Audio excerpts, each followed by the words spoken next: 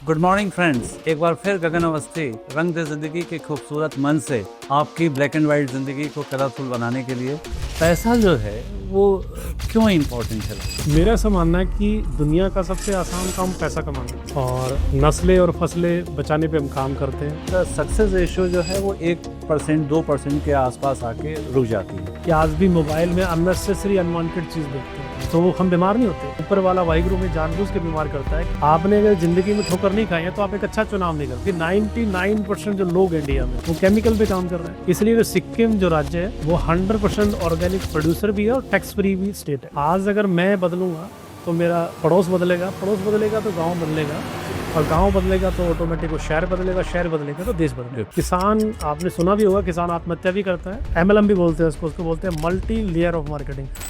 घरों से जहर को कैसे निकालें, अपने बच्चों को बाहर जाने से कैसे रोकें। हमारे पूर्वज 150 साल जीते थे तो आप देखो कि वो जंगलों में रहते थे, हमने पत्थरों के जंगल बना लिए। आप पानी बेच के पैसा कमा रहे हैं, आप घी बेच के पैसा कमा रहे हैं, आप दूध बेच के पैसा कमा रहे हैं। हमारी फूड की न्यूट्रिशन जो वैल्यू है सर, आपको सुनकर गगन जी ताज्जुब होगा, जीरो हो चुकी है।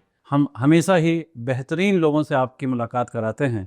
आज ऐसे ही एक अजीम हस्ती हमारे बीच में है जो आपकी बड़ी एक अंदर की इच्छा होती है ना, पैसा कमाना है, दौलत कमाना है, ठीक है, कंपनी डालनी है, तो निश्चित तौर पे उसके एक्सपर्टीज़ ही आपको बता सकते हैं। तो इस विषय के एक्सपर्टीज़ नवीन सर हमारे बीच में हैं। सर, आपका स्वागत है और हम बड़े सम्मान के साथ में, बड़े मन के साथ में उनको नवीन बॉस कहते हैं क्योंकि उनकी उपलब्धियां बड़ी हैं, उनका नेचर बड़ा है, उनकी संवेदनशीलता बड़ी है, उनका गोल बड़ा है।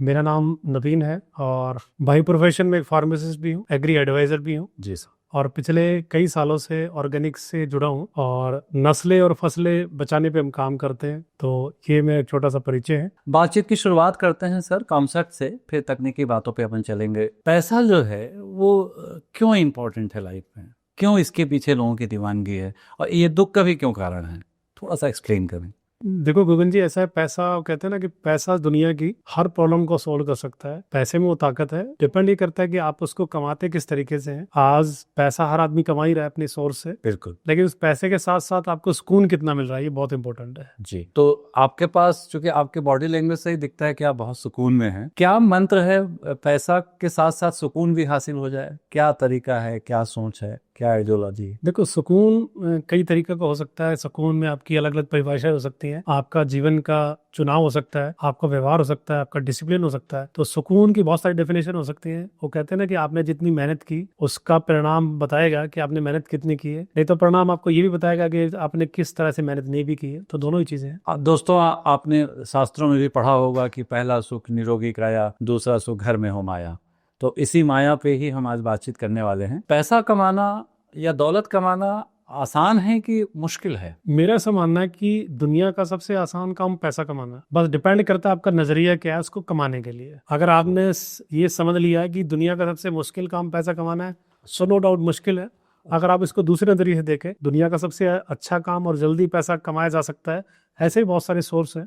मेहनत करना गुनाह नहीं है, जी। आपको डायरेक्शन पता होनी चाहिए। तो सर, अगर प्रैक्टिकल एस्पेक्ट में देखें कि पैसा कमाने की सभी की इच्छा है, सब कोई कम ज़्यादा एफर्ट कर रहे हैं, लेकिन जो रेशियो है, द सक्सेस रेशियो जो है वो 1% 2% के आसपास आके रुक जाती है। तो कहाँ मिसिंग हो रही है लोगों से? जो पैसा कमा रहे हैं वो क्या अलग सा कुछ कर रहे हैं, और जो नहीं कमा पा रहे हैं वो बेसिकली कहाँ मिस कर रहे हैं? मिसिंग सर, आपकी बर्निंग डिजायर कितनी है, आप अपने गोल के प्रति कितना सीरियस है, आपका ड्रीम कितना स्ट्रॉन्ग है। जी। आप पब्लिक से बातें सुनकर आप बैठ जाते हैं तो इट मीन्स आपका जो ड्रीम्स है, जो आपका गोल है, वो स्ट्रॉन्ग नहीं है। वो डिपेंड करता है आपकी सोच के ऊपर, आपके माहौल के ऊपर। जी। माहौल ही आपको आगे तक लेके जाता है, माहौल से आपकी जिंदगी चेंज होती है। सर, सक्सेस में रिसोर्सेज का, संसाधनों का कितना इम्पोर्टेंस है? क्या लो रिसोर्सेज के साथ में बड़ी सफलता नहीं प्राप्त की जा सकती? बिल्कुल की जा सकती है। इसमें डिपेंड करता है कि आपकी प्रोजेक्ट पे आप काम कर रहे हैं, क्या आपका दायरा है, जी। किस फील्ड में आप काम कर रहे हैं। फील्ड काम की है भी नहीं भी, क्योंकि आज दुनिया बड़ी एडवांस तरीके से बदल रही है। आपने देखा हुआ एआई आ चुका है। तो आज भी मैं बड़ा दुख के साथ बोलना पड़ रहा है कि बहुत सारे ऐसे लोग हैं कि आज भी मोबाइल में अननेसेसरी अनवांटेड चीज देखते हैं।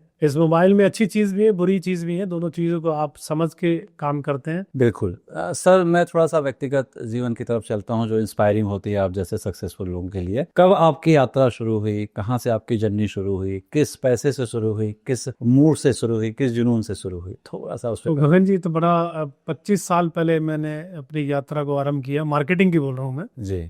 वैसे मेरी उम्र 49 के आसपास है। काफी अंगेज में आप शुरू कर। हाँ, तो मैंने 25 साल इस इंडस्ट्री को दिए, मार्केटिंग को। जी। और इस इंडस्ट्री के बड़े उतार चढ़ाव मार्केटिंग के देखे हैं, क्योंकि मार्केटिंग सबसे टफ जॉब भी है और सबसे आसान भी है। अगर आप इस आज हमने पूरी प्रकृति को कोई सॉल्यूशन दे दिया, कोई ऐसी चीज हमने ढूंढ निकाली जिस पे लोग प्रयास कर रहे हैं, यानी हमने कुछ ऐसा सॉल्यूशन निकालने में कामयाब रहे जो आने वाले जनरेशन को कुछ दे के जाए, तो उसके प्रयास के ऊपर हम सब लगे हुए हैं। बिल्कुल, मैं उस विषय पे बहुत जल्दी आता हूँ। उसके पहले थोड़ा सा लोगों का बेसिक कॉन्सेप्ट मैं आपके माध्यम से क्लियर करना चाहता हूँ। मार्केटिंग सर, ये दुनिया जानती है कि मार्केटिंग के बगैर कुछ नहीं हो सकता।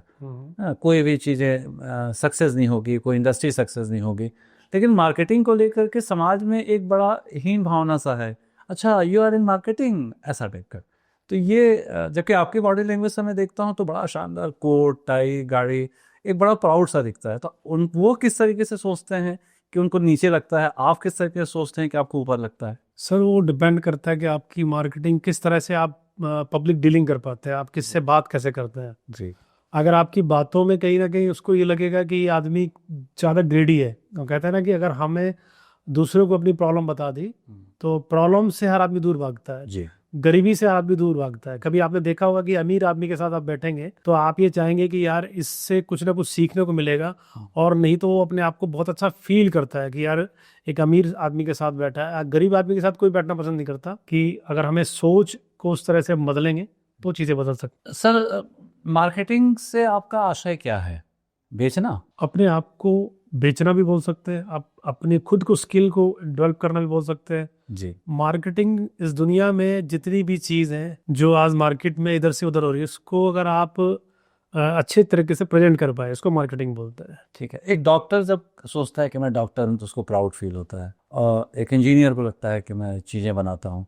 आप जब सोचते हैं कि मार्केटिंग वाले हैं तो दुनिया तो लगती है कि आप धक्के खाते होंगे, पारी इसमें घूमते होंगे। आपको कैसे प्राउड फील होता है? क्या सोचते हैं तो आपको प्राउड फील होता है? हमें प्राउड इसमें फील होता है कि हम जो काम कर रहे हैं राइट डायरेक्शन में काम कर रहे हैं, हमें फील होता है।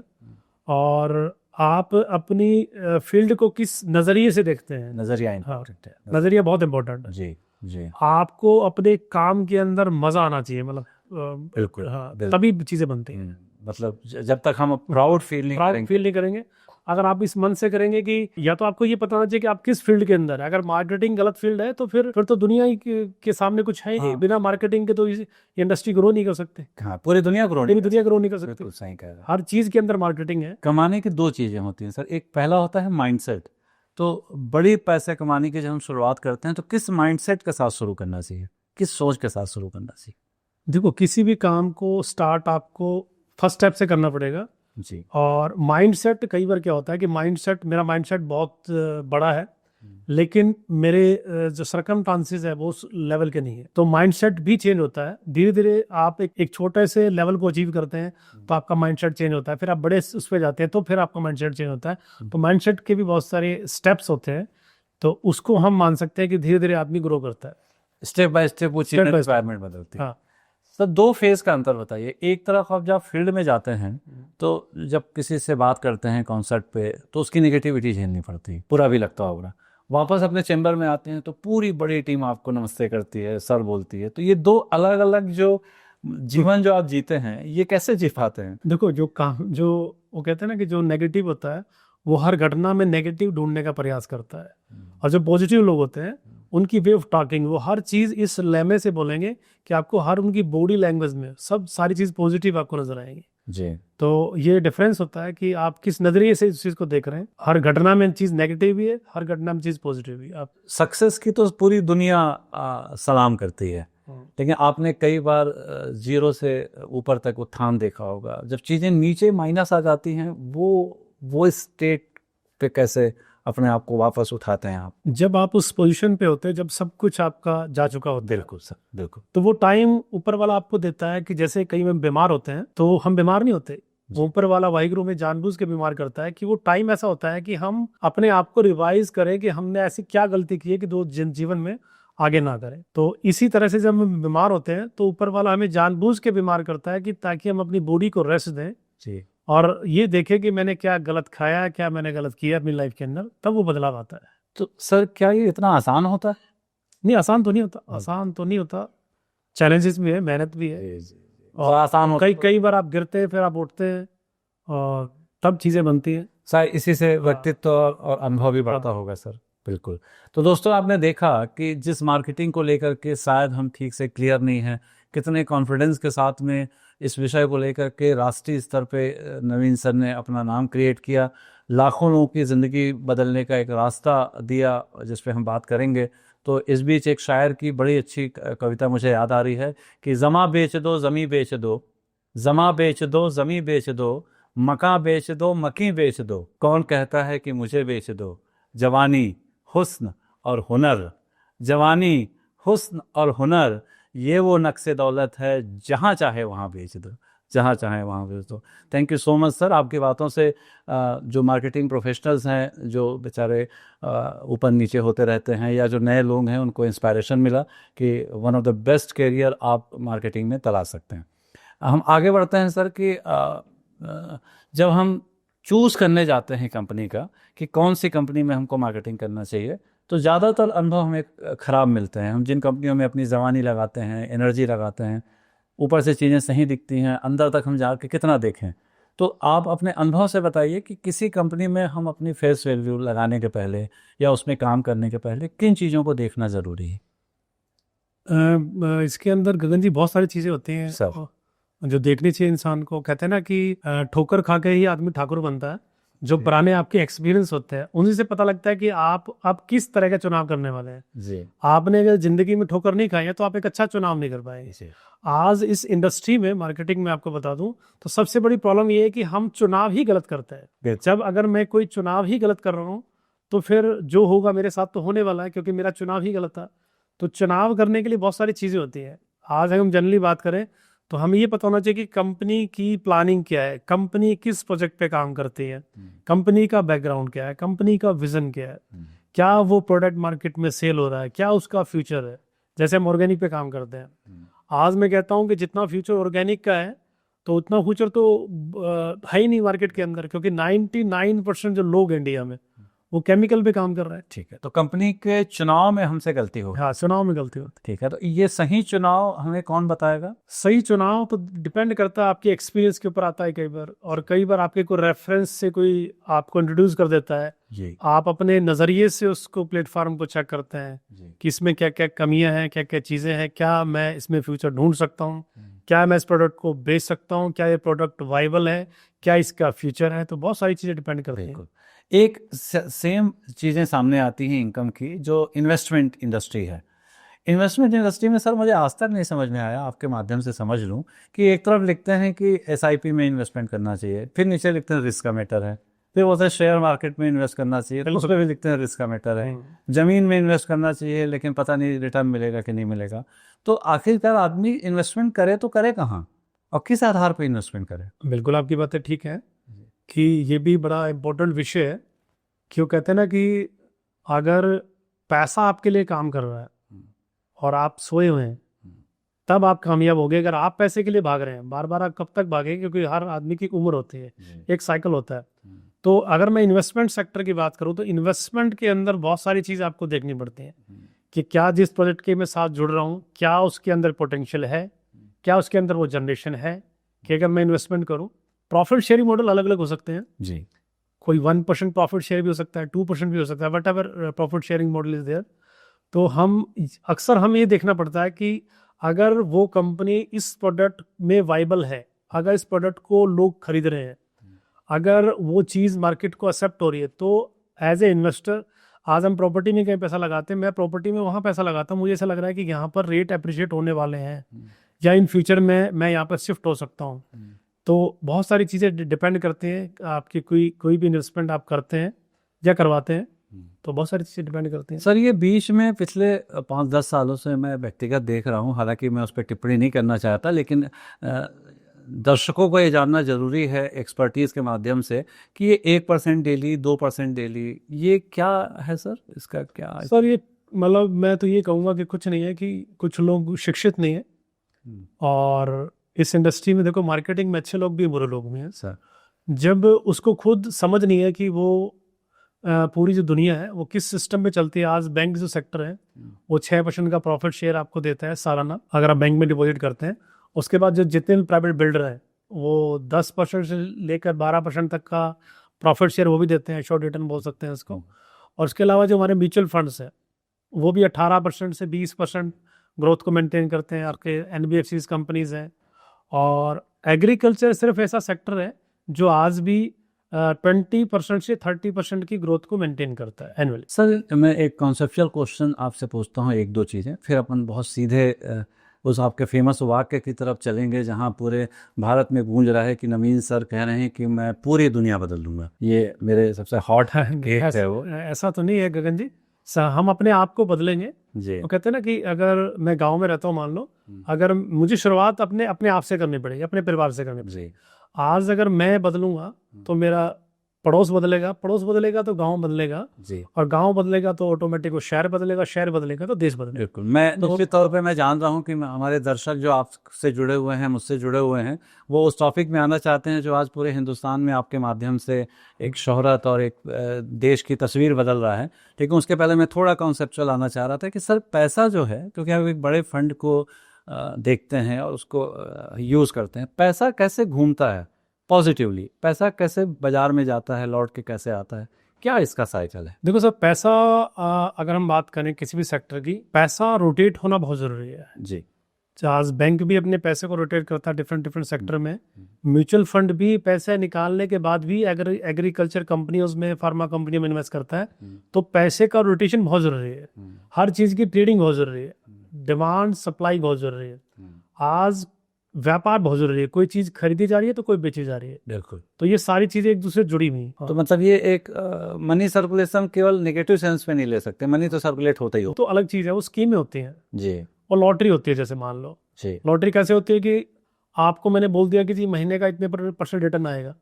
भाई आप ये देखो, आप पढ़े लिखे इंसान हो कि जो बैंक सेक्टर इतना रिटर्न दे रहा है और जो दूसरे सेक्टर इतना रिटर्न दे रहे हैं, तो आप महीने का इतना % कहाँ से निकाल सकते हो? मुझे लगता है लालच में लोग जाते हैं, उस लालच में लोग फिर और बड़ी कीमत चुकाते हैं, फेस वैल्यू जाती है, लीगल प्रॉब्लम। बिल्कुल। बिल्कुल सर का एक आपने देखा कि कॉर्पोरेट पूरा सोच है, एक बिहेवियर है, लेकिन एक माध्यम की आवश्यकता हर किसी को होती है, चाहे आप खुद कंपनी डालें या किसी बेहतरीन कंपनी या उस कॉन्सेप्ट को प्रमोट करें। सर एक मार्केटिंग हेड हैं, एक कंपनी है जनरेशन ऑफ फार्मिंग, एक बड़ी कंपनी है, बहुत सारे वेंचर के साथ में पूरे हिंदुस्तान में आगे बढ़ रही है, बहुत सारे लोगों की ज़िंदगियों में बदलाव आ रहा है। तो उस पर हम बात करते हैं। तो सर अब जो मैं अगला क्वेश्चन आपसे जो बातचीत करने जा रहा हूँ, संवाद करने जा रहा हूँ, वो जनरेशन ऑफ फार्मिंग और ऑर्गेनिक क्रांति का जो एक ब्रांड एम्बेसडर बना हुआ है जनरेशन ऑफ फार्मिंग, उस हैसियत से मैं आपसे बात करने जा रहा हूँ।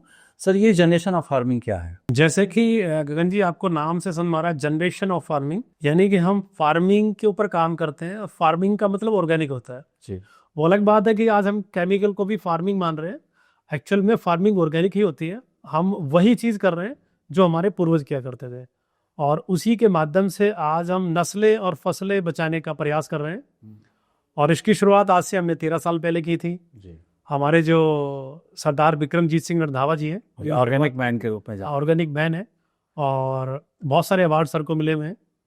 तो आज से 13 साल पहले उन्होंने शुरुआत की, धीरे धीरे कारवां पूरे हिंदुस्तान में फैलता जा रहा है। सर अगर हम देखें तो इतिहास चल के कि जो भारत सोने की चिड़िया हुई, वो तो पूरे तरीके से फार्मिंग के ही दम पे हुई, और खासकर ऑर्गेनिक फार्मिंग के दम पे। तो ऐसा कौन सा घटनाक्रम हो गया कि देखते देखते 100% जो ऑर्गेनिक लैंड थी वो इस वक्त 1.5% लैंड में ही है? कहाँ हमसे चूक हो गई, कहाँ हम गलती कर बैठे? देखो गगन जी, बहुत सारी जो चूक है वो हमारे खुद से भी हुई है, हमारी कुछ पॉलिसीज से भी हुई है। आज गवर्नमेंट के सामने भी एक चैलेंज है कि जब तक एक आम आदमी को शिक्षित नहीं किया जाएगा, हम किसान तो हैं, किसान को शिक्षित होना बहुत जरूरी है। आज अगर हम पाकिस्तान की बात करें, पाकिस्तान की गवर्नमेंट ये नहीं चाहती कि उनके लोग शिक्षित हों, क्योंकि शिक्षित होंगे तो आतंकवाद खत्म हो जाएगा। तो बेसिकली हमें शिक्षित होना बहुत जरूरी है। बिल्कुल। बिना शिक्षित हुए हम इस इंडस्ट्री को ग्रो नहीं कर सकते। तो ये लालच भी मान सकते हैं क्या, अधिक पैदावार के लिए हमने अपने हाँ लालच है, अगर हाँ लालच तो है ही ना। अगर मैं कोई लैंड को रेंट पे ठेके पे लेता हूँ, अगर मैं उसका 50,000 रुपये, मैं तो अगर पंजाब हरियाणा की बात करूँ तो यहाँ पर 1 लाख रुपए एकड़ भी मतलब ठेका लैंड पे लीज पे लेते हैं लोग। तो जो आदमी 50,000 से 1 लाख रुपए लैंड को लीज पे लेगा, तो ऑब्वियसली बात है कि वो ज्यादा उसमें जहर डाल के फटाफट उसको उगा के अपना प्रोडक्शन निकालेगा। बिल्कुल। तो ये एक चैलेंज है कि जल्दबाजी में हम प्रकृति का नुकसान पहुंचा रहे हैं, अपने आप का नुकसान पहुंचा रहे हैं। तो सर मतलब मैं सरकार के प्रयासों पे कोई सवालिया निशान नहीं उठा पा रहा हूँ, ना ही उठाना चाहता, ना उठा रहा हूँ, लेकिन 98% जमीन करीब करीब आज केमिकल लैंड में कन्वर्ट हो गई है। बिल्कुल। तो 90 नहीं, मैं इसको थोड़ा कैट करूँगा, 99%। बड़े दुख की बात है, 99% लोग जहर इस्तेमाल कर रहे हैं पूरे इंडिया के अंदर। जी। सिर्फ 1% अगर हम बात करें, वो भी हम नहीं है, वो भी सिक्किम के अंदर है। वो लोग सिक्किम में पाए जाते हैं, बाकी इंडिया के किसी कोने में है नहीं, बहुत कम मात्रा में। इसलिए जो सिक्किम जो राज्य है वो 100% ऑर्गेनिक प्रोड्यूसर भी है और टैक्स फ्री भी स्टेट है। बिल्कुल। और मेरी जानकारी में सर सबसे ज्यादा प्रति व्यक्ति आय भी सिक्किम, हाँ सिक्किम के ज्यादा, पर कैपिटा इनकम भी सिक्किम के ज्यादा है। तो सर ये बताइए कि आपके पास एक कंफर्ट रास्ता था जहाँ पे आप आसानी से लहरों के साथ में चल के आप चीज़ों को आगे बढ़ा सकते थे। मार्केटिंग में क्या है, मार्केटिंग करिए, बढ़िया पैसे कमाइए, लेकिन आपने इतना कठिन टारगेट कैसे चुन लिया कि अब ज़मीन को 3 से 5 साल लगेंगे, 12 टेस्ट होगा, 6 एजेंसी में से चुनना होगा, तो ये तो बहुत असंभव सा टारगेट है। हाँ बिल्कुल असंभव है, लेकिन असंभव चीज़ को करने के लिए अगर आज की जो जनरेशन आगे नहीं आएगी, अगर हमने इस देश के लिए कुछ नहीं किया, अपने परिवार के लिए कुछ नहीं किया, तो कोई और भगत सिंह नहीं पैदा होगा। हमें खुद भगत सिंह बनना पड़ेगा, हमें खुद राजगुरु बनना पड़ेगा, सुखदेव बनना पड़ेगा, सुभाष चंद्र बोस बनना पड़ेगा। तो इस देश को बचाने के लिए अगर हम नहीं आएंगे तो कोई और कैसे आएगा?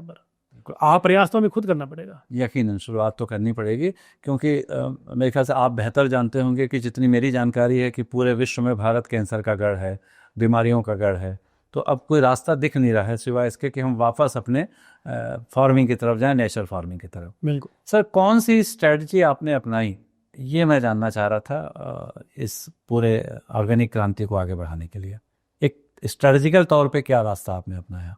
देखो स्ट्रेटजी बिल्कुल सिंपल है कि अगर हम बात करें ऑर्गेनिक की, हम बदलने की बात करें लोगों की अर्थव्यवस्था की या फिर फाइनेंशियल की, तो उसके लिए हमें बदलाव अपने आप से लाना पड़ेगा। और अगर मैं खाली, वो कहते हैं ना कि खाली पेट क्रांति भी नहीं होती। अगर मैं ऑर्गेनिक के बारे में बोलता रहूँ तो कुछ दिन लोग चीज़ें अच्छी लगती हैं, फिर लोग भूल जाते हैं। निश्चित। जैसे हम सब ने अभी कोरोना को झेला है, अभी कोरोना में लोग हेल्थ कॉन्शियस तो बने, उसके बाद में फिर रूटीन लाइफ उनकी फिर चेंज होगी। आज भी वो केमिकल इस्तेमाल करते हैं, आज भी बड़ी हिम्मत की बात है कि अपने घर के अंदर वो केमिकल वाली चीज़ें घर लेके पहुँचते हैं, जिसको पता है कि उसको खाने से डायबिटीज़ होगी, अल्सर होगा, बीपी होगा, कैंसर होगा, टाइफाइड होगा। तो बहुत सारी चीज़ें बनती हैं, लेकिन हम उसकी तरफ ध्यान नहीं देते। तो बहुत सारे बदलाव की जरूरत है आज हमें सूचना है कि आप और आपकी पूरी टीम, विक्रमजीत सिंह रंधावा साहब ने, वो भारत के पहले आदमी हैं जिन्होंने 8,000 एकड़ ज़मीन को ऑर्गेनिक किया। ये क्या इसका हिस्ट्री है, कुछ इससे प्रकाश डाल। हमने 13 साल पहले शुरुआत की थी, विक्रम जी ने उससे शुरुआत की थी, और वो अकेले थे उस टाइम पे। और धीरे धीरे आज हज़ारों की संख्या में किसान उनके साथ जुड़े कॉन्ट्रैक्ट फार्मिंग के माध्यम से, और आज 8,000 के आसपास हमने लैंड को कन्वर्ट किया ऑर्गेनिक में, और बहुत सारे जो लोगों की इनकम में बदलाव हुआ। आज किसान के सामने बहुत सारे चैलेंजेस हैं। किसान, आपने सुना भी होगा, किसान आत्महत्या भी करता है और किसान हेलीकॉप्टर में भी घूमता है। ये दोनों अलग अलग चीज़ें, दोनों हिंदुस्तान के अंदर ही है। अब आपने कभी नहीं सुना होगा कि 100 एकड़ के जमींदार ने कभी आत्महत्या की हो, कभी नहीं सुना होगा। आधा एकड़ 1 एकड़ का कर सकता है, क्योंकि अगर उसके पास वो लैंड बैंक कम है तो उसको ये सोचना पड़ेगा, अगर वही नॉर्मल फसल वो लगाता रहेगा तो उसके सामने प्रॉब्लम खड़ी रहेगी। उसको हाई वैल्यू क्रॉप पे जाना पड़ेगा जी। उसको ये देखना पड़ेगा, अगर सभी लोग वो फसल लगा रहे हैं तो आपको कुछ अलग लगाना पड़ेगा, आपको बागवानी पे आना पड़ेगा। तो ये बहुत बड़ा विषय है, कभी बाद में चर्चा करेंगे इसके बाद। सर अगर हम यूएसपी की बात करें कि क्या हमारे हाथ में आया, या जनरेशन ऑफ फार्मिंग जो अपने ग्रुप ऑफ कंपनी के माध्यम से बहुत तेज़ी से आगे बढ़ रही है और एक नई उम्मीद, नई आशा उसमें लोग ढूंढ रहे हैं, तो क्या कुछ आपने 11 महीने 12 महीने में किया, उसको प्लीज़ हमारे दर्शकों को बताएंगे? हम अब आज के समय में हम मिलेट्स पे काम कर रहे हैं, हम ग्रेन्स पे, मल्टी ग्रेन्स पे काम कर रहे हैं, हम फ्रूट्स पे काम कर रहे हैं, वेजिटेबल्स पे काम कर रहे हैं। उसके अलावा हम ऑर्चिड फार्म डेवलप करते हैं, कॉन्ट्रैक्ट फार्मिंग हम करवाते हैं, वर्मी कंपोस्ट पे हम काम करते हैं, क्योंकि वर्मी कंपोस्ट एक बहुत अच्छा जरिया है खेत को ऑर्गेनिक बनाने के लिए, क्योंकि उसके अंदर वो सारे एसेंशियल न्यूट्रिएंट्स होते हैं जो हमारे सोइल को जरूरी होते हैं। उसके अलावा हम डेयरी प्रोजेक्ट पे काम कर रहे हैं, गोट फार्मिंग पे काम कर रहे हैं, फ्री रेंज पोल्ट्री फार्म पे काम कर रहे हैं। उसके अलावा हमने खुद के अपने स्टोर ओपन किए मार्केट के अंदर, जिसके अंदर आपका gluten free, vegan free product आपको मिलता है, और आपका ग्रोसरी है, उसके अंदर आपका रेस्टोरेंट है, कैफ़े है, और इन सारे मॉडल पे हम काम कर रहे हैं। दोस्तों, जैसा सर ने बताया, हमारे जो रिसर्च टीम है उसके माध्यम से जो हमारे पास जानकारी है उसको मैं एक बार सर से कंफर्म कर लूँ। सर, आपकी कंपनी इंडिया की पहली कंपनी है जो फार्मर को सबसे ज़्यादा एमएसपी देती है। हाँ बिल्कुल है। आपकी कंपनी इंडिया की पहली कंपनी है जो सबसे ऑर्गेनिक प्रोडक्ट को सबसे इकोनॉमिकल रेट पे कस्टमर को अवेलेबल कराता है। हाँ गगन जी, हाँ बिल्कुल ठीक। आपकी कंपनी पहली कंपनी है जो एक सिंगल प्लेटफॉर्म पे, अम्ब्रेला पे 6 चीज़ों को एक साथ देती है। ग्लूटेन फ्री, जिसमें रेस्टोरेंट है, जिसमें बेकरी है, कैफ़े है, वेजिटेबल है, फ्रूट है। ये सूचना सही है सर हमारी? हाँ बिल्कुल बिल्कुल ठीक है, तो आपको हमारी टीम को अप्रिशिएट करना चाहिए। बहुत अच्छा आपका। हमारी ये सूचना है कि आपके साथ में लोग जो ऑर्गेनिक को एक नुकसान का सौदा मानते थे, नुकसान की चीज़ मानते थे, आज लाखों लोग इसमें रोजगार और अपना फाइनेंशियल कैरियर बहुत अच्छे से बना पा रहे हैं। बिल्कुल ठीक है गगन जी। इस इंडस्ट्री को एक्चुअली में जो कुछ लोग हैं उन्होंने घाटे का सौदा बताया गया है, उसका विपरीत है। मतलब ये घाटे का नहीं, सबसे प्रॉफिटेबल ये सौदा आप इसको बोल सकते हैं, क्योंकि जब मैंने बताया कि 30% की ग्रोथ को आज भी एग्रीकल्चर मेंटेन करता है, तो इससे बड़ा सेक्टर नहीं हो सकता मेरे नज़रों में, और ये सबसे बड़ा सेक्टर है। हमें थोड़ा सा इसके लिए एक खबर मेरे पास आई, मुझे आश्चर्य भी लगा मुझे, और मुझे खुशी भी हुई कि एक इंडियन कंपनी के नाते हमें जानकारी है कि आप बहुत जल्दी इंटरनेशनल होने जा रहे हैं। हाँ बिल्कुल। देखो, आज बड़े दुख की बात है ये कि आज भी हमारे घरों के अंदर, आज अगर हम अपने वॉशरूम में जाएं, अगर हम सुबह से लेकर अगर शाम तक चेक करें अपने पूरे घर को, तो आज भी मैं दावे के साथ बोल सकता हूं कि 90% जो प्रोडक्ट है वो हमारे मैन्युफैक्चरिंग नहीं है, हम बाहर की चीज़ों को इस्तेमाल ज़्यादा करते हैं। अगर हम अपने बनाए किसान के इस प्रोडक्ट को इस्तेमाल नहीं करेंगे, हम अपने देश की इकोनॉमी को बनाने में योगदान नहीं देंगे, और हम बाहर की चीज़ों को इस्तेमाल करेंगे, तो डेफिनेटली कि हम कभी ग्रो नहीं कर सकते। बिल्कुल सही कह रहे हैं सर। एक मनोविज्ञान के दृष्टिकोण से मैं देखता हूँ तो इस देश में कईयों के पास गाड़ियाँ हैं, पैसे हैं, सब कुछ है, लेकिन उनका किचन ऑर्गेनिक नहीं है। अब तो एक गरीब आदमी हो तो समझ में आता है कि वो फाइनेंशियली कैपेबल नहीं है, लेकिन एक सक्षम आदमी जो अपने किचन को 100% ऑर्गेनिक कर सकता है, उसके अंदर क्या मेंटल ब्लॉक आ रही है, क्या रोक रहा है उसको किचन को ऑर्गेनिक करने में? किचन को ऑर्गेनिक करने के लिए एक्चुअली में सबसे बड़ी जो प्रॉब्लम मुझे लग रही है, जैसे मैं भी एक दिन मंडी में गया, दिल्ली की एक मंडी में, मैं नॉर्मली वैसे ही चला गया चेक करने के लिए। मैंने गया कि मैंने पूछा वहाँ पर जो ठेले वाला था कि यहाँ पर ऑर्गेनिक सब्जियाँ कहीं मिलती है? वो बोला सर ये क्या होता है। तो आज भी बड़े दुख की बात है कि लोगों को ये नहीं पता कि ऑर्गेनिक और नेचुरल फार्मिंग होती क्या है। तो मैंने दूसरे से पूछा कि यहाँ पर कोई ऐसा काउंटर है जहाँ पर हम ऑर्गेनिक फल सब्जियाँ खरीद सकते हैं? तो बोला सर ऐसा तो नहीं है यहाँ पर, यहाँ तो जो चीज़ें हमारे पास केमिकल वाली आती हैं वो दे देते हैं। हमारी भी मजबूरी है, क्योंकि प्रोडक्शन आता ही नहीं है हमारे पास। क्योंकि प्रोडक्शन इसलिए नहीं आता है क्योंकि हम जो लोग प्रोड्यूस करते हैं हम उनका सामान इस्तेमाल करते ही नहीं है जी। क्योंकि आज बेचारा किसान के पास प्रोड्यूस तो कर लेता हो, लेकिन उसके पास मार्केट नहीं है, उसका माल मंडी तक पहुंचता ही नहीं है। तो हम ऐसा एक वेंचर तैयार कर रहे हैं कि जो भी किसान ऑर्गेनिक प्रोड्यूस करेगा पूरे हिंदुस्तान में, हम आपस में उसको कनेक्ट कर देंगे। उसको कनेक्ट करने से क्या होगा, उसको मार्केट मिल जाएगी और उसको उसकी जो वैल्यू उसका दाम मिल जाएगा उसको। दोस्तों, आपको बताते हुए बहुत खुशी की बात है कि जनरेशन ऑफ फार्मिंग ने अपने 14 साल के इतिहास में या अपने बैकग्राउंड में पहले तो ज़मीन को ऑर्गेनिक किए, फिर मैन्योर खाद का निर्माण किया वर्मी बैट के माध्यम से, फिर फैक्ट्री इस्टेब्लिश की, फैक्ट्री से प्रोसेस करके केमिकली या कोल्ड प्रोसेस करके स्टोर ओपन किया, और स्टोर ओपन करके एक टीम पूरी क्रिएट की ताकि उसका यूज़र बन जाए। तो सर, जैसे मेरी जानकारी है आप उसको कंफर्म करिए कि आज आप बिल्कुल भी किसी पे डिपेंडेंट नहीं है, पूरा सिस्टम आपके कंट्रोल में है और पूरा चैनलाइज है। हाँ बिल्कुल। हम पूरा तो नहीं कह सकते गगन जी, क्योंकि आज हम जितना प्रोड्यूस कर पा रहे हैं तो आज हमारे साथ बहुत सारे किसान डेली डे बाय डे जुड़ रहे हैं कि सर मैं भी ऑर्गेनिक करता हूँ, मैं भी ऑर्गेनिक करता हूँ। तो धीरे धीरे डाटाबेस बढ़ रहा है हमारा। तो आज ही बहुत बड़ी बड़ी बड़ी कंपनियां, अगर मैं बात करूँ इंडिया में, जिनका 2000 करोड़ से ऊपर का एम्पायर है, ऑर्गेनिक के अंदर है, लेकिन मैंने नाम भी सुना। तो हम भी इसी तरह से ग्रो कर रहे हैं धीरे धीरे करके, क्योंकि हम भी फार्मर का एक ग्रुप बना के, एफपीओ बना के काम स्टार्ट कर रहे हैं। कुछ कस्टमर क्रिएट करके, कुछ पब्लिक वेंचर के अंदर, कुछ जो हमारे साथ जो हमारे लोग जुड़े हैं, इनिशियली जो लोग जुड़े हैं उनके साथ हम मिलके काम कर रहे हैं। आपके साथ लोग कैसे जुड़ के इस सेक्टर में काम कर सकते हैं, लाभ ले सकते हैं या सोशली अपने आप को आगे ला सकते हैं? उसके लिए प्रॉफिट शेयरिंग मॉडल पे आप जा सकते हैं। कोई भी, जैसे मान लो हम सब ने मिलके कोई स्टोर ओपन किया, और स्टोर में जितनी भी सेल होती है उसका प्रॉफिट डिस्ट्रीब्यूट होता है। मान लो अगर आपने कोई इन्वेस्टमेंट की है, मान लो जैसे हमारा 3 तरह की मॉडल पे हम काम करते हैं। कोको मॉडल होता है, फोको मॉडल होता है, फोफो मॉडल होता है। कोको मॉडल बोलते हैं company owned, company operate. Company इसको चलाती है, कंपनी इसको ही ऑपरेट खुद करती है, ऑनर भी खुद है और ऑपरेट भी खुद करती है कंपनी। दूसरा हमारा जो मॉडल है इसको बोलते हैं फोको मॉडल, फ्रेंचाइजी ओनर है, कंपनी इसको ऑपरेट करती है। तो ये हमारा ज़्यादा चलता है, क्योंकि आज के समय में लोग इन्वेस्टमेंट करना चाहते हैं, लोगों को इस मेहनत करना पसंद नहीं है। वो कहते हैं जी मैं तो ये इन्वेस्टमेंट कर दूंगा और मुझे कितना प्रॉफिट आएगा। तो सेल के ऊपर जो प्रॉफिट है वो 1% से लेकर मतलब 6 to 8% तक प्रॉफिट शेयर इसका चला जाता है, डिपेंड करता है सेल के ऊपर। जी हाँ। तो दोस्तों, आपने देखा कि अगर हम अपने लाइफ को एक बेहतर दिशा पे ले जाना चाहते हैं, चाहे किसी भी एस्पेक्ट में, तो आज ऑर्गेनिक से बेहतर कोई फील्ड नहीं हो सकता जहाँ पे हम चाहे मार्केटिंग ऑफिशियल्स के रूप में आए, चाहे हम इन्वेस्टर के रूप में आए, हम चाहे एक व्यापारी के रूप में आए, हम इसको बहुत अच्छे से आगे बढ़ा सकते हैं। स्क्रीन में आपको एक नंबर आपको मिलेगा हमारे चैनल का। अभी चूँकि बहुत विस्तार से बात नहीं हो सकती, लेकिन उस नंबर के माध्यम से अगर आप अपनी संभावनाएं ऑर्गेनिक खेती में देख रहे हैं, अपने कैरियर को देख रहे हैं, तो एक बार फिर हम बहुत डिटेल में नवीन सर से रिक्वेस्ट करेंगे कि हम कैसे एक साथ आगे बढ़ सकते हैं। आगे चलते हैं सर। जनरेशन ऑफ फार्मिंग अपनी पूरी टीम के साथ में, हेल्दी अर्थ आपका एक बड़ा ही खूबसूरत ब्रांड है। आगे नेक्स्ट 3 सालों में या कुछ एक कॉर्पोरेट आप लोग कुछ लक्ष्य रखते हैं, तो अगले 3 से 5 सालों में अपने आप को आप कहाँ देखते हैं? अभी तो किसान, बेसिकली हम किसान हैं, किसान के बेटे हैं। तो धीरे धीरे हम अपने खेतों से कॉर्पोरेट की तरफ एंटर कर रहे हैं।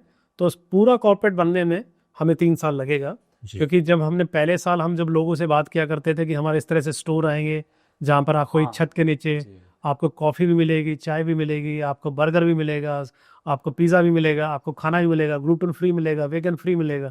तो लोग उस टाइम पे हमारा मजाक किया करते थे, पता नहीं होगा नहीं होगा, लेकिन धीरे धीरे सारी चीज़ें बन रही हैं। लोगों का विश्वास बन रहा है अपने आप पर, अपने पूर्वजों पे, क्योंकि हम वो काम कर रहे हैं जो हमारे पूर्वज किया करते हैं। सर, आपको लगता नहीं कि इतना बड़ा लक्ष्य है, क्या हासिल कर पाएंगे? अकेले कैसे होगा ये आपसे? सर अकेले नहीं हो सकता, इसलिए हम एक दूसरे के साथ से, मार्केटिंग को हमने इसलिए चुना क्योंकि मार्केटिंग से बड़ी कोई इंडस्ट्री नहीं है। क्योंकि मार्केटिंग के कई रूप भी हो सकते हैं। मार्केटिंग डायरेक्ट मार्केटिंग भी होती है, आपका ट्रेडिशनल मार्केट भी होती है, एक MLM भी बोलते हैं उसको बोलते हैं मल्टी लेयर ऑफ मार्केटिंग। वो भी मार्केटिंग होती है। वो मेंबर बनाने का कुछ काम क्या? नहीं, मेंबर नहीं होता, उसको बोलते हैं मल्टी लेयर ऑफ मार्केटिंग। जैसे मान लो ट्रेडिशनल मार्केट में क्या होता है, एक होलसेलर होता है, एक रिटेलर होता है, कस्टमर होता है, वो 3 लेयर की मार्केटिंग होती है। मल्टी लेयर ऑफ मार्केटिंग को MLM बोलते हैं, क्योंकि इसमें कोई लिमिट नहीं होती कि n नंबर पे जाके भी मार्केटिंग हो सकती है। इसका तो लॉ भी बन गया है। हाँ, इसका प्रॉपर लॉ है और प्रॉपर तरीके से आप इसके अंदर काम कर सकते हैं। बिल्कुल। तो दोस्तों, आप देख पा रहे हैं कि सर ने बार बार जो अब तक के इंटरव्यू में कहा कि हमें नज़रिया बदलना पड़ेगा। मैं ये बिल्कुल ये नहीं कह रहा हूँ आपसे, या सर ये नहीं कह रहे हैं कि आप वाइट चश्मा लगाएं, लेकिन ब्लैक तो उतारें, है ना, गोल्डन भी ना लगाएं, लेकिन तटस्थ रूप से अगर किसी इंडस्ट्री को समझा जाए, देखा जाए, तो ऑर्गेनिक फील्ड हर तरीके से राष्ट्र के विकास के लिए, समृद्धि के लिए बहुत ज़रूरी है, और उसमें जनरेशन ऑफ फार्मिंग एक बहुत बड़ा योगदान कर रहा है। और जिस तरीके से सर आह्वान कर रहे हैं कि कोई भी काम अकेले नहीं होता, तुम ही तुम हो तो क्या तुम हो, हम ही हम हैं तो क्या हम हैं। तो हमको मिल के इस काम को आगे करना होगा और इस काम को मिल के आगे बढ़ाना होगा। सर, थोड़ी सी पर्सनल बातचीत कर लें। सर, एक बहुत बड़ा सेगमेंट है जो राष्ट्र के लिए बहुत ज़रूरी है, वो है यूथ। ये बड़ी चिंता की बात है कि यूथ एग्रीकल्चर में बिल्कुल भी नहीं आना चाहता। क्या कारण है कि यूथ एग्रीकल्चर से दूर जा रहा है? एक्चुअली में यूथ को हमने फीडिंग गलत दी है।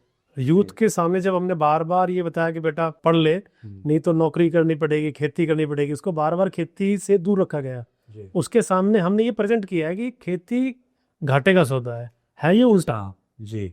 तब जाके यूथ को हम रोक पाएंगे। और यूथ ऐसा तो नहीं वहाँ बाहर बाहर जाके कुछ और कर रहा है, जाके वहाँ भी खेती कर रहा है, लेकिन यहाँ नहीं कर पा रहा हो क्योंकि इसको शर्म आती है। मेरे बच्चे भी कनाडा में हैं, वो वहाँ जाके कोई कलेक्टर थोड़ा लग गए हो, वहाँ जाके खेती कर रहे हो, क्या कर रहे हो, या कोई जॉब कर रहे हैं। जी।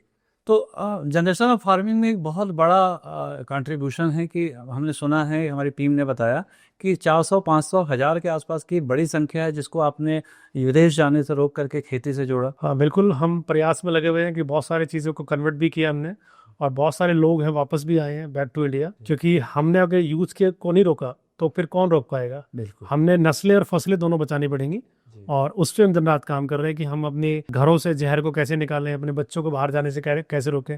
बच्चा बाहर जाने से तब रुकेगा जब हम उसको यहाँ पर वो माहौल दे पाएंगे, क्योंकि आजकल का जो बच्चा माहौल को देख के जा रहा है और इनकम को देख के जा रहा है। हमें दोनों चीज डेवलप करनी पड़ेगी, हमने अपने इकोसिस्टम को भी डेवलप करना पड़ेगा, अपने नेचर को भी डेवलप करना पड़ेगा। सर ये ऑर्गेनिक ये जो पूरा जहर फैला हुआ है, चाहे केमिकल खेती के रूप में, इसका इकोसिस्टम से क्या संबंध है, क्या नुकसान है जो हम देख पा रहे हैं, इसका कोई जुड़ाव है क्या इससे?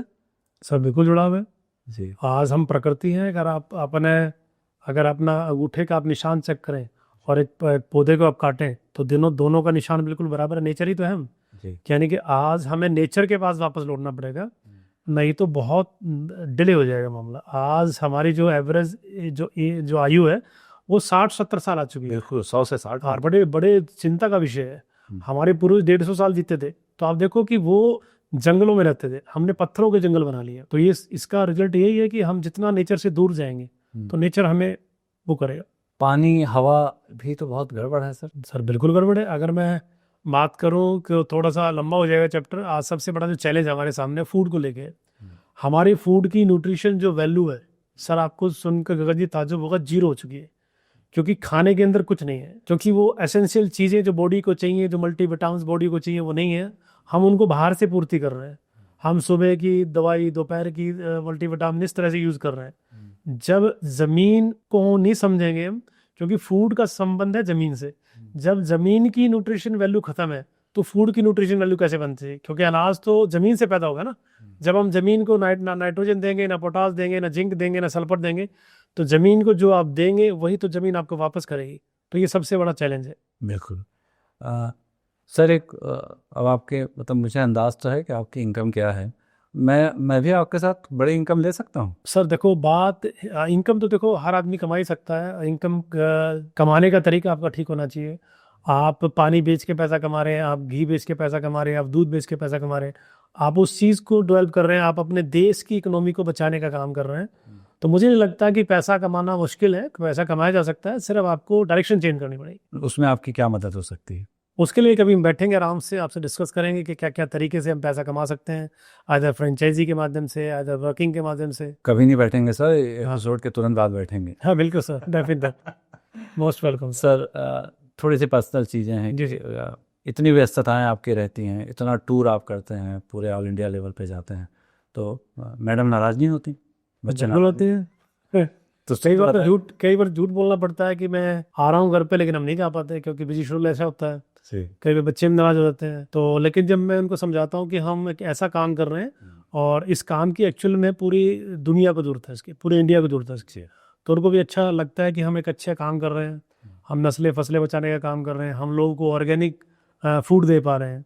आज हमारे रेस्टोरेंट जितने भी हैं वो ग्लूटेन फ्री हैं, वेगन फ्री हैं, तो हम चीज़ों पे काम कर रहे हैं। तो मुझे लगता है आपके चेहरे का चमक शायद आप ऑर्गेनिक फूड लेते हैं वही। नहीं, ऐसा भी नहीं है, क्योंकि हमारी जो बॉडी होती है, बड़े दुख की बात बता रहा हूँ आपको मैं, और ये सच्चाई भी है कि आज जो बॉडी आपको दिखाई दे रही है, ये मेरी है चाहे आपकी है, जो हमने 20 साल में जो खाया उसका रिजल्ट आज है। जो आज हम खाएंगे उसका रिजल्ट आपको उसका जो आगे आने वाला है, अगले 20 साल में आपको आने वाला है। यानी बुढ़ापे में आप कैसे जी पाओगे वो आज के खान पान पे डिपेंड करता है। तो आज से 20 साल पहले जो हमने खाया था उस समय पे कहीं ना कहीं वो चीज़ें ऑर्गेनिक थी, आज वो नहीं है। तो आज की जो जनरेशन आ रही है तो सर बहुत कुछ चेंज हो रहा है। आजकल तो हार्मोन्स इनबैलेंस हो रहे हैं, जो चीज़ हम खा रहे हैं हर चीज़ के अंदर जा रहे हैं। बिल्कुल दोस्तों, हमने बहुत सुना भी है कि जैसा खाओ अन्न वैसा होगा। और सर बीच में आपने देखा एक बहुत बड़ा वीडियो वायरल हुआ मिसेस नवजोत सिंह सिद्धू मैडम का, कि जिन्होंने खान पान से कैंसर पे बिल्कुल बता जा सकते। इतनी व्यस्तताओं के बीच में आपने हमें समय दिया एक नया रास्ता बताया, इसके लिए बहुत बहुत धन्यवाद।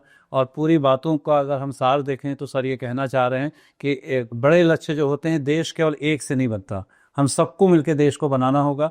अगर 140 करोड़ जनता अगर एक एक कदम उठाएगी तो देश 140 करोड़ कदम आगे बढ़ेगा। बस इन 2 लाइनों के साथ, 4 लाइनों के साथ मैं इस इंटरव्यू को बहुत ही समाप्त तो मैं नहीं करता, एक नई शुरुआत करते हैं कि आंखों के आंसू अगर एक के भी पोंछे गए तो देखिएगा सैकड़ों चेहरे मुस्कुराने लगेंगे। आंखों के आंसू अगर एक के भी पोंछे गए तो देखिएगा सैकड़ों चेहरे मुस्कुराने लगेंगे। कदम एक आगे आप बढ़ाकर तो देखें, शूल पथ के सुमन बन के मुस्कुराने लगेंगे, शूल पथ के सुमन बन के मुस्कुराने लगेंगे। Thank you so much sir. रंग-दे ज़िंदगी की पूरी टीम आपका शुक्रगुजार है कि आपने अपना कीमती समय निकाला।